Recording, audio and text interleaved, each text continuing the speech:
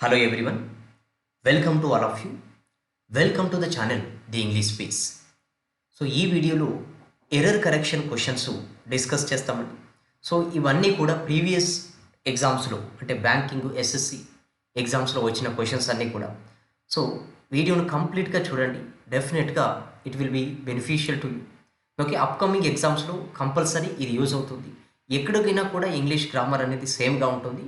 Same questions రాకపోయినా rules అనేటివి సేమ్గా ఉంటాయి. Okay, so watch the video completely and also prepare your own notes. Okay, so if you are watching our channel for the first time, subscribe to the channel and also share this video with your friends. Okay, so ఇక్కడ చూడండి, the supreme court yesterday decide to take up this crucial case. ఇక్కడ ఇచ్చిన sentence అనేది correct అయితే no error is our answer. So ఇక్కడ చూడండి, supreme court yesterday decide to take up.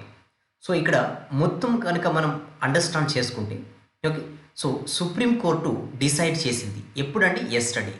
Yesterday అని అంటే పాస్ట్ టైమే కదా. ఓకే, సో పాస్ట్లోనే డిసైడ్ చేశారు. ఎవరు? The supreme court.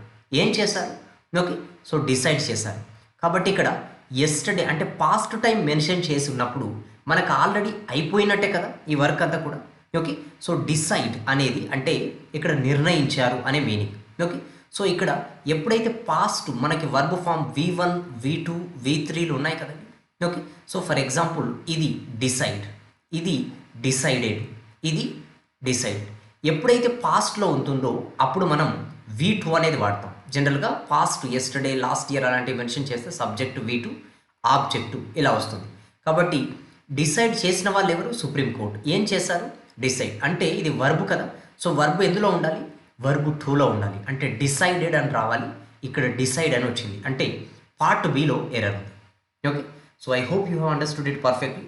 సిమిలర్గా నెంబర్ ఆఫ్ టైమ్స్ క్వశ్చన్స్ వచ్చాయండి ఇదే విధంగా. ఓకే, సో అప్కమింగ్ ఎగ్జామ్స్లో కూడా ఇలాంటి క్వశ్చన్స్ వచ్చే ఛాన్సెస్ ఉంటాయి. ఈ క్వశ్చన్ రాదు కానీ ఇలాంటి క్వశ్చన్స్ నెంబర్ ఆఫ్ టైమ్స్ వచ్చే ఛాన్సెస్ ఉంటాయి. Okay, so I'm moving to the next question. The election commission has refrained from hold elections in this state now. Okay, so ఇక్కడ ఎలక్షన్ కమిషన్ ఇక్కడ నిరాకరించడం అలాంటివి వస్తాయి. ఓకే, సో ఇక్కడ రీఫ్రైన్. Okay, రీఫ్రైన్ ఇక్కడ తర్వాత చూడండి ఫ్రమ్. ఓకే, సో ఇక్కడ ఏంటనంటే ఫ్రమ్ అనేది ఇక్కడ ప్రెపోజిషన్. ఫ్రమ్ తర్వాత కనుక వర్బ్ వస్తే అంటే ప్రెపోజిషన్ తర్వాత కనుక వర్బ్ వస్తే ఆ వర్బు ఇది V4 ఫామ్లో ఉండాలి. దీన్ని జెరండ్ కూడా అంటారు. ఓకే, ఇది చాప్టర్ వీడియోస్లో డిస్కస్ చేస్తాం. ప్రెపోజిషన్ వచ్చిన తర్వాత, ఓకే, సో ప్రెపోజిషన్ వచ్చిన తర్వాత ఇక్కడ చూడండి, ఫర్ ఎగ్జాంపుల్ ఇక్కడ he came for by A book ఇలా ఉందనుకోండి. ఓకే, ఇప్పుడు ఈ ప్రెపోజిషన్ తర్వాత నౌన్ వస్తే ఓకే. ఓకే, నౌన్ వస్తే ఇక్కడ ప్రెపోజిషన్ తర్వాత కనుక వర్బ్ వచ్చింది అనుకోండి, ఆ వర్బ్ ఫాము V4లో ఉండాలి. Okay, so he came for by. ఇక్కడ బై అనేది అంటే కొనడం, ఇది V1 కదా, ఇది బాట్, ఇది కూడా బాట్ అవుతుంది. అంటే V2 and V3. So V4 ఏమవుతుందని అంటే బయింగ్ అవుతుంది. ఏమవుతుందండి? బయింగ్ అవుతుంది. సో ఇక్కడ మనకి ప్రెపోజిషన్ తర్వాత వర్బ్ వస్తే ఏం రావాలి? V4లో రావాలి. ఓకే, సో ఇక్కడ చూడండి, హ్యాస్ రీఫ్రైన్డ్ ఫ్రమ్ అనేది కూడా ప్రెపోజిషన్. సో ఇక్కడ హోల్డ్ అంటే అక్కడ కండక్ట్ చేయడం అన్నట్టు. హోల్డ్ ఇది V1. ఓకే, సో ఇది హెల్డ్ అవుతుంది, ఇది కూడా హెల్డ్ అవుతుంది. V4 ఏమవుతుందని అంటే హోల్డింగ్ అవుతుంది. హోల్డింగ్ అవుతుంది. సో ప్రెపోజిషన్ తర్వాత వచ్చే వర్బ్ ఎలా ఉండాలి? V4లో ఉండాలి. ఇది ఎలా ఉంది? V1లో ఉంది. అంటే ఎలా ఉన్నట్టు మిస్టేక్? ఇక్కడ ఫ్రమ్ హోల్డింగ్ అని రావాలి.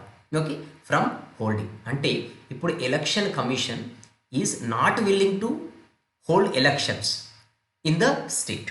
సో ఇక్కడ 2 అండ్ V1 ఇది వేరండి, ఇది ఇన్ఫినిటివ్ అని అంటాం. ఓకే, సో దీన్ని చాప్టర్ వీడియోస్లో డిస్కస్ చేస్తాను. ఓకే, కానీ ఇక్కడ ఎప్పుడైతే మనకి ప్రెపోజిషన్ వచ్చిన తర్వాత, ఓకే, వర్బ్ ఫామ్ కనుక వస్తే, నౌన్ వస్తే no problem. Okay, verb form కనుక వస్తే అది కంపల్సరీ ఎందులో ఉండాలి? V4లో ఉండాలి. ఓకే, సో ఇక్కడ హోల్డింగ్ రావాలి, హోల్డ్ వచ్చింది. ఓకే, అంటే ఏ పార్ట్లో ఉంది ఎర్రర్? పార్ట్ సిలో ఎర్రర్ ఉంది.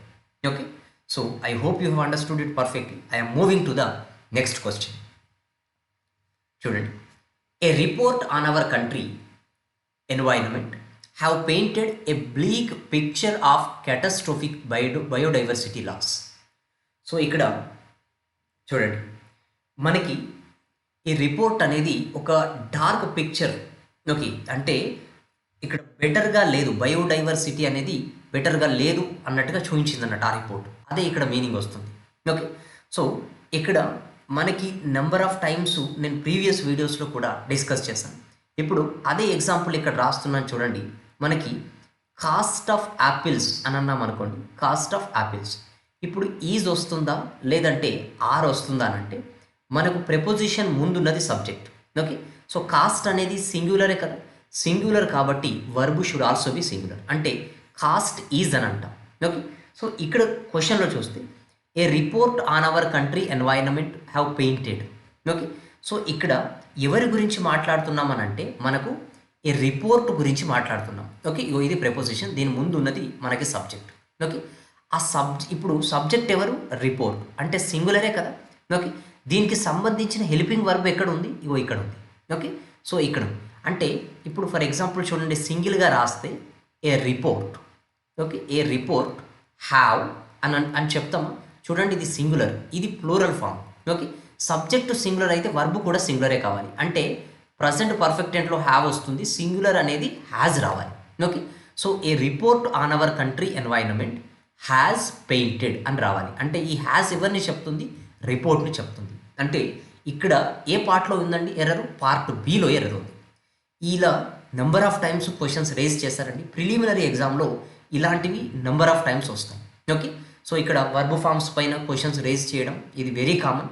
ఓకే, సో మెయిన్ ఎగ్జామ్లో అయితే కొంచెం లెవెల్ ఆఫ్ డిఫికల్టీ ఇంక్రీజ్ చేస్తారు, అంటే క్వశ్చన్ లెంతీగా ఉంటుంది. ఓకే, ప్రిలిమినరీలో అయితే ఇలానే ఉంటాయి, ఇవన్నీ కూడా ప్రిలిమినరీ ఎగ్జామ్ క్వశ్చన్స్ ఇవన్నీ. Okay, so I'm moving to the next question. He has been selected as a IFS officer in the recently held exam. Is there any grammatical error? Okay, so ఇక్కడ చూడండి, he has been selected so as a IFS officer. ఇప్పుడు నేను another example ఇక్కడ రాస్తున్నాను చూడండి.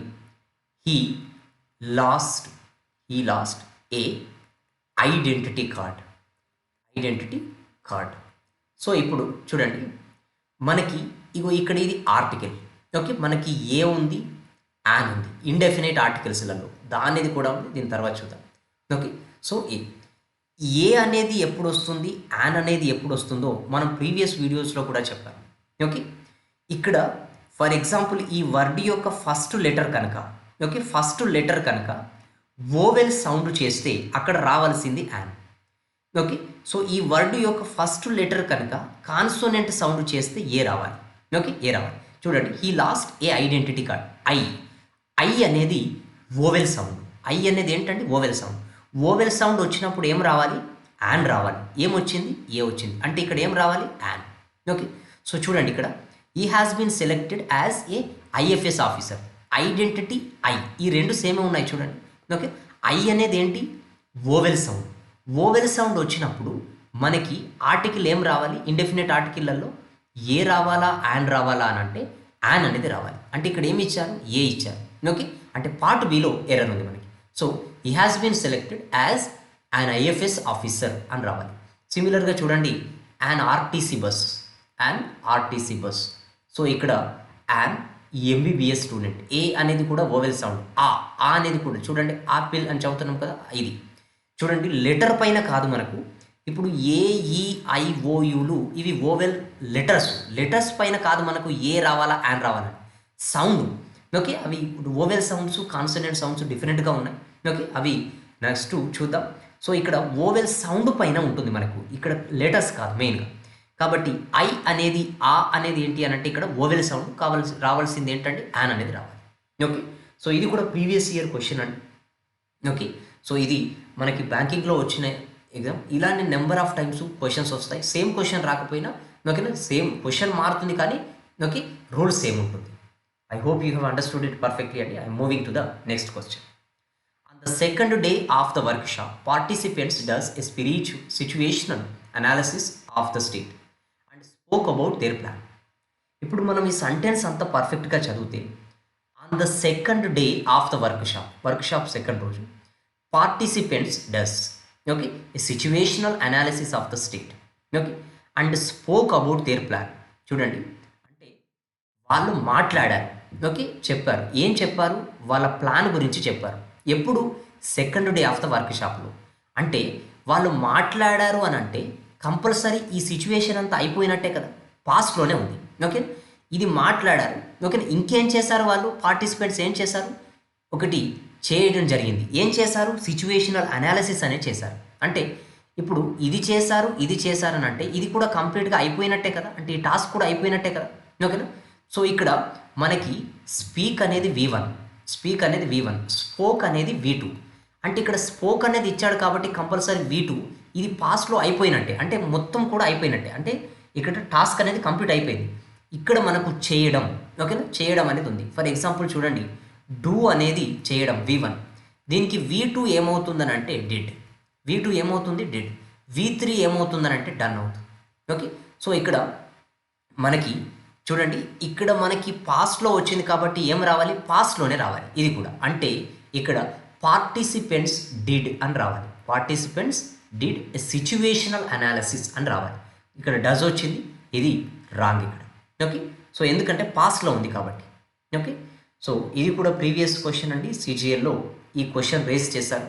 Okay, so SSC సిజిఎల్లో ఇలాంటి questions compulsory వస్తాయి. అంటే క్వశ్చన్ వేరు, రూల్ అనేది సేమ్. నెక్స్ట్ క్వశ్చన్ చూడండి, the news channel has telecasted the event for this some people dragged it అంటే న్యూస్ ఛానల్ అన్నట్టు టు ద కోర్ట్. ఇక్కడ చూడండి, మనకి ఎప్పుడైతే ప్రజెంట్ పర్ఫెక్ట్ టెన్స్లో హ్యావ్ అయినా వస్తుంది, లేదంటే హ్యాస్ అయినా వస్తుంది. Okay, present perfect tense. ఇప్పుడు ఇక్కడ ఎవరు టెలికాస్ట్ చేశారు? సబ్జెక్టు అంటే ఛానల్. చూడండి, హ్యాస్ వచ్చింది కదా, హ్యావ్ అయినా హ్యాస్ అయినా వచ్చిందని అంటే ప్రజెంట్ పర్ఫెక్ట్ టెన్స్ అది. Okay, present perfect tense. ఇప్పుడు ఈ హెల్పింగ్ వర్బ్స్ వచ్చిన తర్వాత వచ్చే వర్బ్ ఉంది కదా, అది V3లో ఉండాలి. ఓకే, మెయిన్ వర్బ్ V3లో ఉండాలి. ఇక్కడ ఫర్ ఎగ్జాంపుల్ ఇంతకుముందు మనం వర్బ్ చూస్తే ఇక్కడ స్పీక్ అనేది ఉంది. ఓకే, సో V2 అనేది స్పోక్, ఇప్పుడు V3 అనేది స్పోకెన్, V3 అనేది స్పోకెన్. ఇప్పుడు ఇక్కడ రాస్తున్నాను for example he has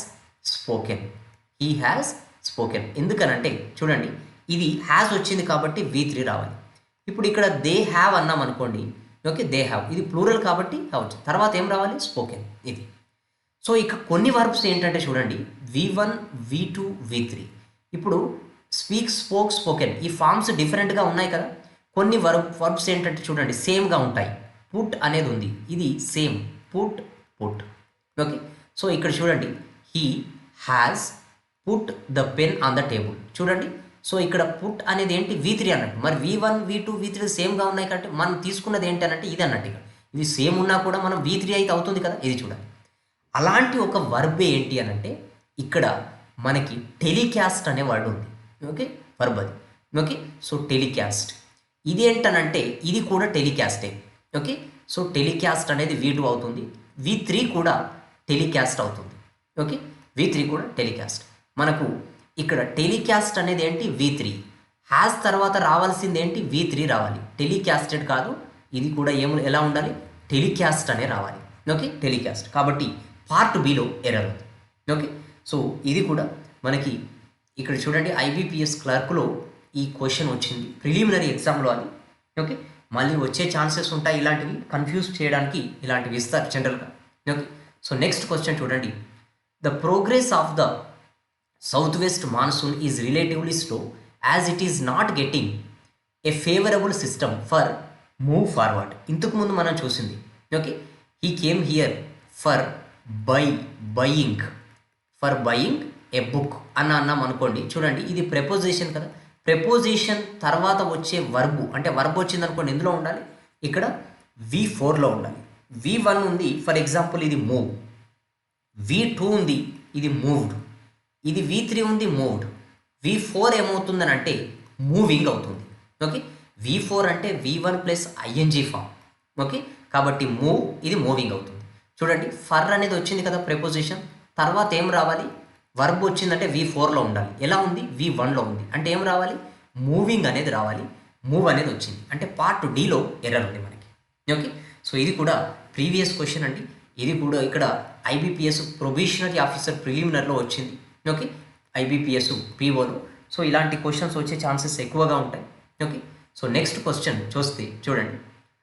only recently did the manager realized that the information provided to him by his employees was fabricated.